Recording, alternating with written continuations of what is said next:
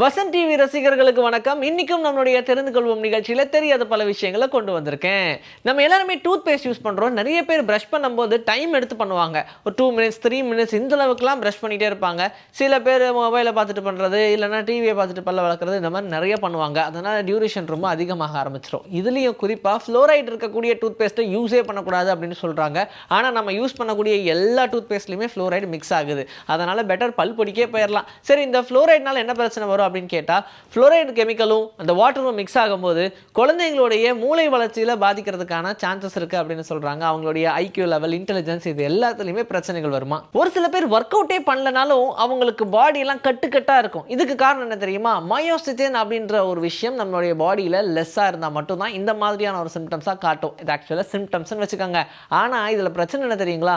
குட்டி குட்டி குழந்தைங்களுக்குலாம் இப்படி இருக்குங்க. அவங்களுக்கு 6 பேக்கு, அவங்களுக்கு சரியான ஆர்ம்ஸ், செஸ்ட் இப்படின்னு சொல்லி பார்க்கவே பயங்கர மஸ்குலராக இருப்பாங்க. இதுக்கு காரணம் இந்த மயோசிட்டின் லெஸ்ஸாக இருக்கிறதுனால தான் சொல்கிறாங்க.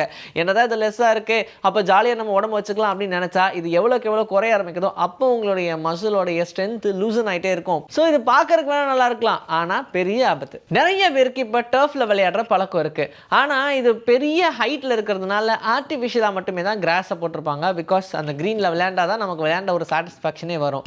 ஆனால் அங்கே யூஸ் பண்ணுற ஆர்டிஃபிஷியல் லோ பிளாஸ்டிக் கெமிக்கல்ஸ்லாம் யூஸ் பண்ணியிருக்கக்கூடிய அந்த பிளாஸ்டிக் கிராஸ்னால நிறைய ப்ராப்ளம்ஸ் வருது அப்படின்னு சொல்கிறாங்க. ஏன்னா அது நல்லா வெயில் அடிக்கும் போது அந்த டர்ஃபில் இருக்கக்கூடிய அந்த பிளாஸ்டிக்ஸ் எல்லாம் கொஞ்சம் கொஞ்சமாக ஹீட் ஆக ஆரம்பிக்கும்ல.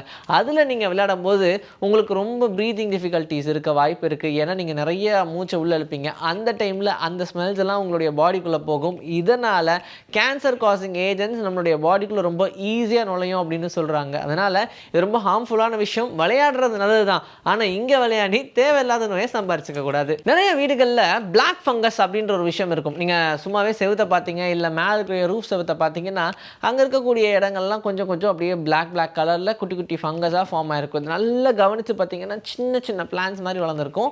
ஆனால் அது எல்லாத்தையும் முடிஞ்ச அளவுக்கு சீக்கிரமாக க்ளீன் பண்ணிடணும் அப்படின்னு சொல்கிறாங்க. ஏன்னா அதனால் லங்ஸ் ஈஸியாக பாதிக்கிறதுக்கான சான்சஸ் இருக்குது, ப்ரீதிங் டிஃபிகல்ட்டிஸ் வரதுக்கான சான்சஸ் இருக்குது. அண்ட் இந்த பிளாக் ஃபங்கஸ்னால நிறைய பேர் கொடூரமான நோய்கள்லாம் தாக்கப்பட்டிருக்காங்க அப்படின்னு சொல்கிறாங்க. இது எக்ஸ்ட்ரீம் லெவலில். அப்படி இல்லாமல் நீங்கள் சின்னதாக பார்க்கும்போதே உடனே அதை ரப் பண்ணி எடுத்துட்டிங்கன்னா அது போயிட போகுது.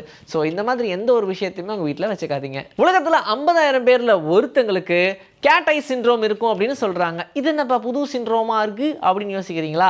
நம்ம எல்லாருக்குமே இந்த ரெட்டினாக்குள்ளே ஒரு சின்ன ரிங்கு வரும்ல, அந்த வளையம் இவங்களுக்கு மட்டும் கம்ப்ளீட்டே இருக்காது, சின்ன கேப் இருக்கும். ஸோ இன்கம்ப்ளீட்டான ஒரு வளையம் இருக்கும் அப்படின்னு சொல்கிறாங்க. இதனால் அவங்க விஷயத்துக்கு எந்த பாதிப்பும் இல்லை, ஆனால் பார்க்கும்போது சடனாக ஒரு வியர்ட் ஃபீலிங் வரும். அதனால தான் கேட் ஐ சிண்ட்ரோம் அப்படின்னு வச்சுருக்காங்க.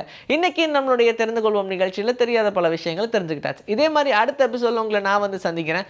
Until then, this is bye from Vijayashree. Take care.